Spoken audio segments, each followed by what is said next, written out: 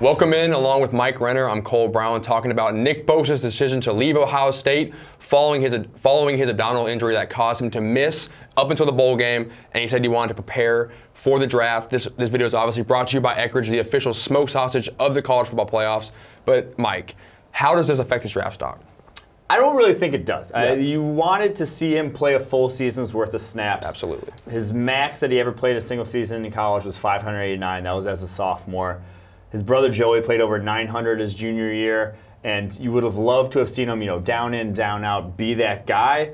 But I do think you can still evaluate and project from the college level to the pro level based on what we've seen, and what we've seen has been fantastic so far. So how was his college career? Where do you project him to go in this draft?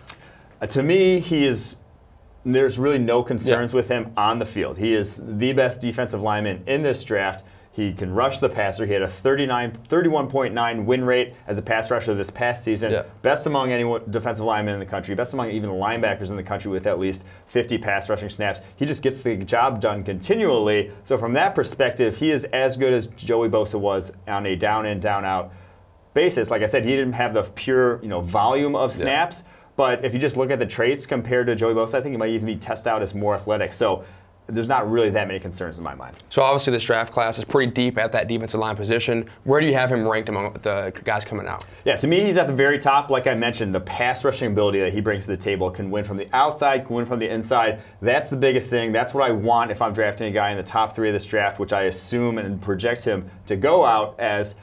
He, to me, is the only one that really has that, solidifies that in my mind, I know is going to win at a pass rusher at the next level. And it's not just because his brother already did it, even though they are very similar in terms of how they win. Very technical, very good with their hands. But guys like Ed Oliver, Jeffrey Simmons, some of the other players in this class have question marks with how they're going to continually affect the passer. There's no question marks with Nick Bosa in that. He's going to be able to do it. So for me, I'm picking him. But if you're at the top of the draft and you need interior defensive line instead of edge, I can see going Ed Oliver. If you need quarterback, I can see going elsewhere. But if you don't need either of those two, he's going to be the first guy off my board. Well, that wraps up our discussion about Nick Bosa leaving Ohio State to focus on the NFL draft. This video is brought to you by Eckrich, the official smoke sausage of the college football playoffs. Don't forget to pick up your Eckrich smoke sausage at your local grocery store for this weekend's tailgate or homegate party, and make sure to visit EckrichFootball.com for great game day recipes and to enter the season-long $1 million challenge.